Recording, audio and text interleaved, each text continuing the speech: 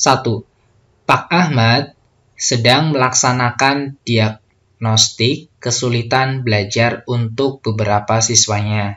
Salah satu langkahnya adalah menganalisis lembar jawaban ulangan untuk mengetahui jumlah jawaban benar dan salah.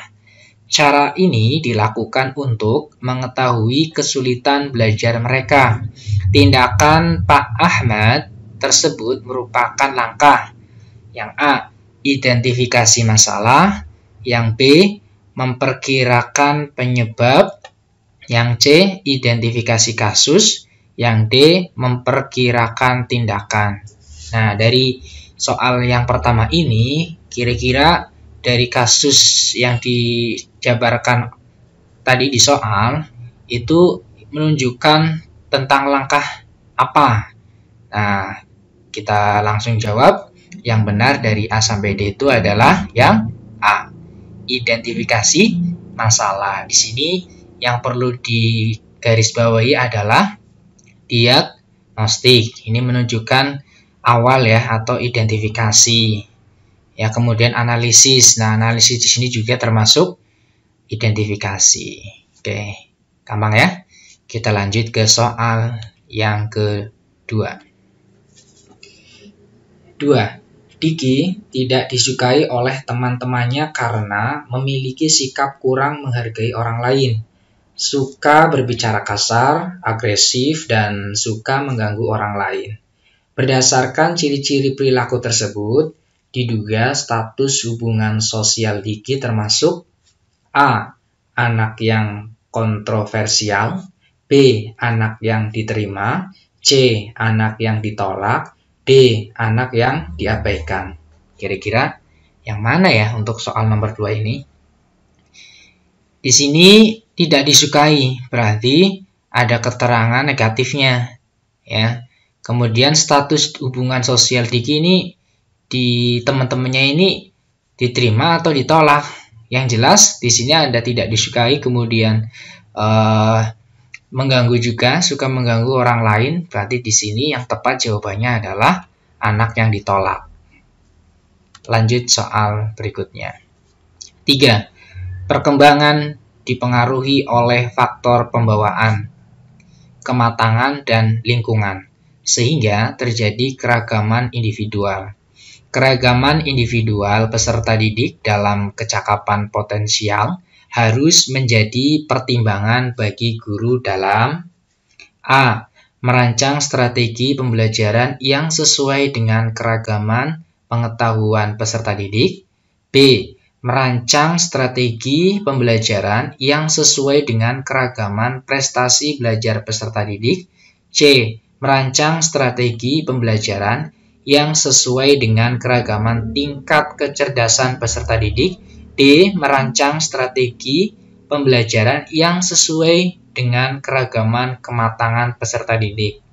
Nah, dari uraian soal, di sini kecakapan potensial yang harus menjadi pertimbangan bagi guru itu apa? Jika di sini ada faktor pembawaan, kematangan, dan lingkungan. Untuk soal nomor 3 ini, jawabannya adalah yang tepat. Merancang strategi pembelajaran yang sesuai dengan keragaman tingkat kecerdasan peserta didik. Yang tepat adalah yang C. Lanjut ke soal yang keempat. Ismail, siswa kelas 2 SD, mampu mengurutkan benda dengan mudah berdasarkan ukuran panjang dari yang terpendek sampai dengan terpanjang. Namun, agak kesulitan menyusun dari yang terpanjang ke yang terpendek. Kemampuan Ismail mengurutkan panjang benda tersebut merupakan kemampuan berpikir pada tahap perkembangan kognitif. Yang A. Pre-operasional, B. Operasional formal, C. Operasional konkret, D. Pra-operasional. Untuk yang nomor 4 ini, yang tepat adalah ini di sini dia mengurutkan benda ya. Benda di sini kan lebih ke objek ya, atau konkret gitu ya, nyata ya. Maka yang tepat adalah untuk soal nomor 4 adalah yang C. Operasional konkret. Lanjut ke soal berikutnya, yang kelima.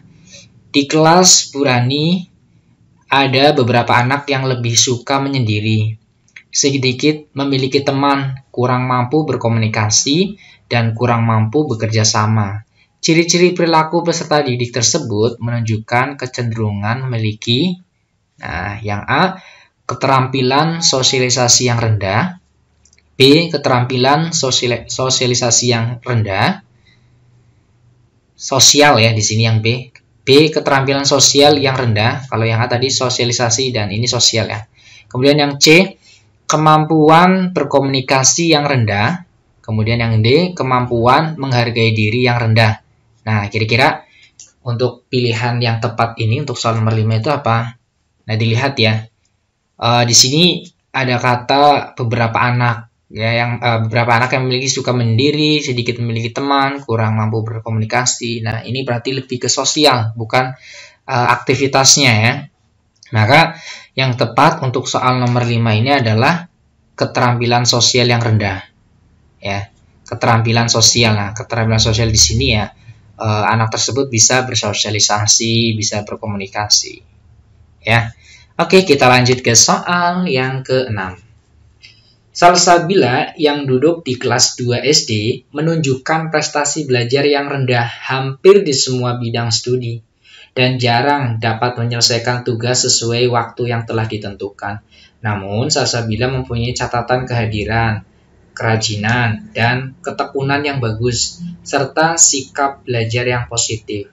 Faktor penyebab kesulitan belajar Salsabila diperkirakan pada yang A, bakat siswa yang rendah, B, minat belajar yang kurang baik, C, motivasi belajar yang kurang baik, kemudian yang D, tingkat kecerdasan yang rendah. Nah, di sini kasusnya adalah prestasi belajar yang rendah ya, ini.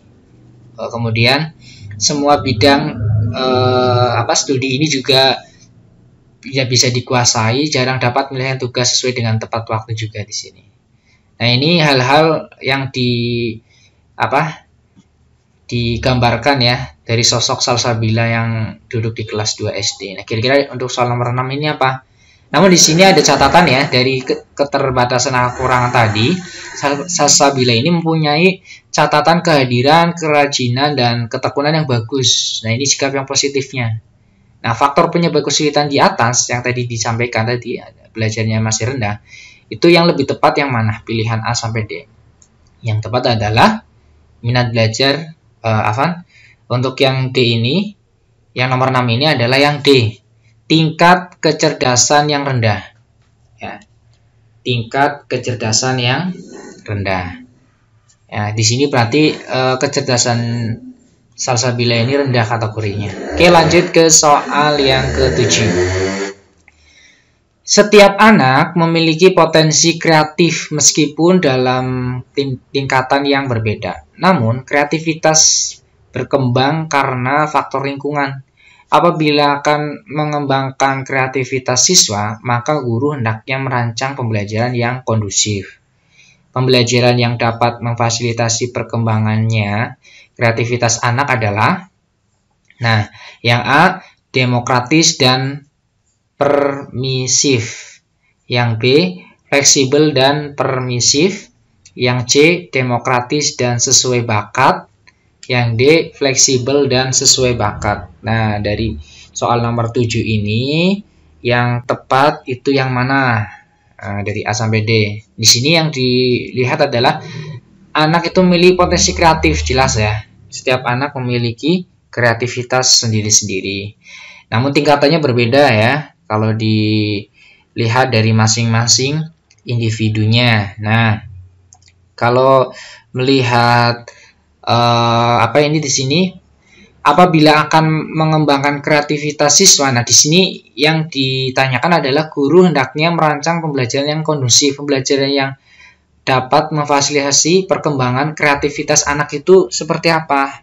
Nah, di sini ada kalimat permisif. Nah, permisif ini kalau diartikan artinya terbuka ya, atau lebih ke sikap pandangan yang membolehkan atau mengizinkan ya, mengizinkan sosok anak itu bisa mengikuti kegiatan pembelajaran.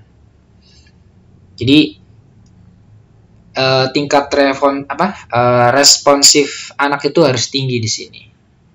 Nah, maka dari jawaban yang tepat soal nomor 7 ini adalah yang demokratis dan permisif ya. Nih, harus terbuka dan demokratis ya. Oke, lanjut ke soal ke-8. Prestasi Amir pada sebagian besar bidang studi di bawah KKM.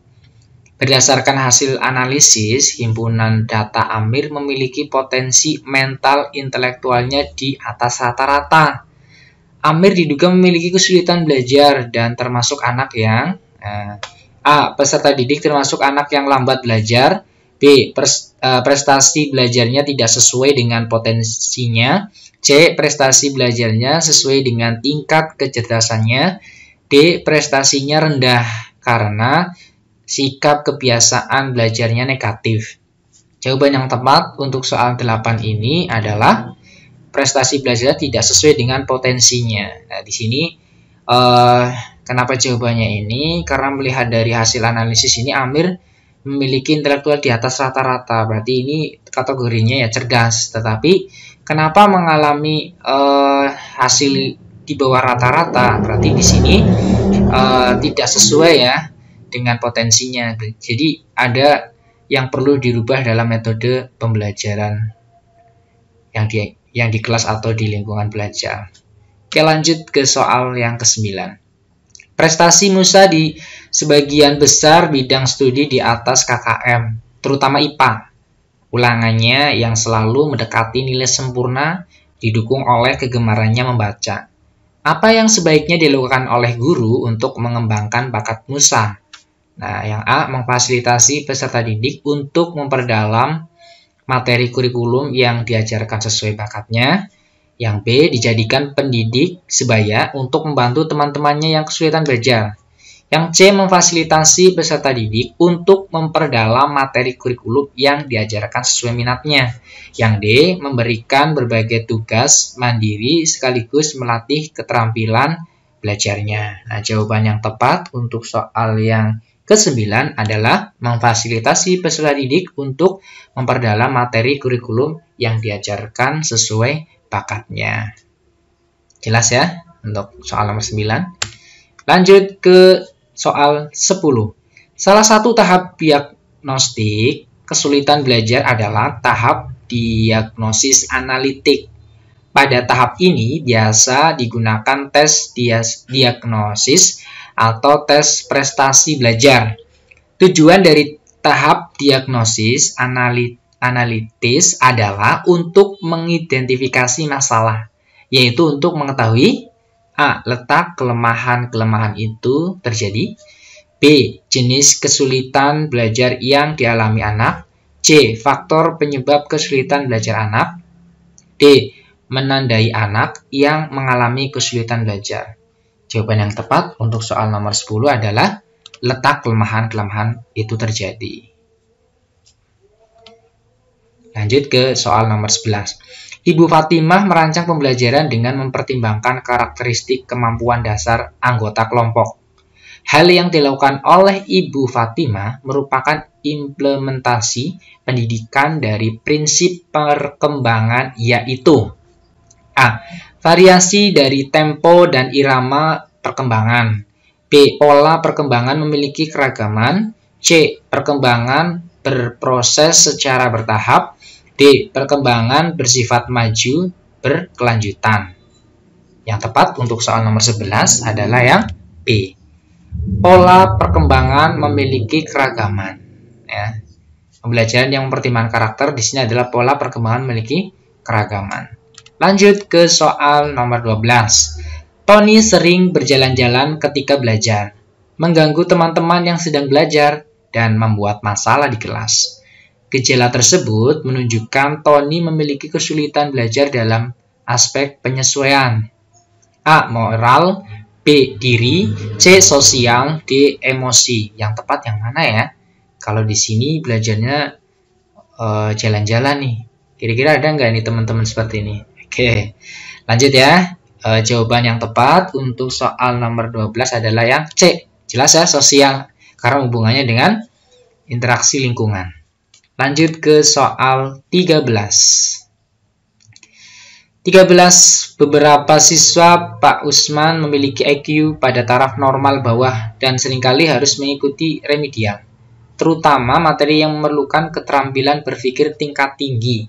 Namun pada materi yang memerlukan keterampilan berpikir tingkat rendah, ketiganya mampu mencapai batas ketuntasan. Upaya Pak Usman mengembangkan potensi terbaik ketiga siswa tersebut adalah A. Menyediakan tambahan fasilitas dalam bentuk tutor sebaya saat pembelajaran. B. Melaksanakan penilaian hasil belajar dalam bentuk yang fleksibel sesuai kebutuhan. C. Memfasilitasi pembelajaran yang mengembangkan bentuk potensi keterampilan.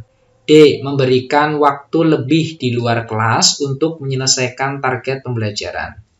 Nah, di sini yang digarisbawahi, siswanya Pak Usman ini memiliki IQ yang taraf normal bawah, kemudian sering mengikuti remedial, kemudian materi yang memerlukan keterampilan berpikir tingkat tinggi ini juga mengalami kendala, kemudian materi yang memerlukan keterampilan berpikir tingkat rendah, ketiganya mencapai batas ketuntasan. Nah, kira-kira untuk upaya Pak Usman mengembangkan potensi terbaik ketiga siswa tersebut itu apa yang cocok? Yang cocok adalah C.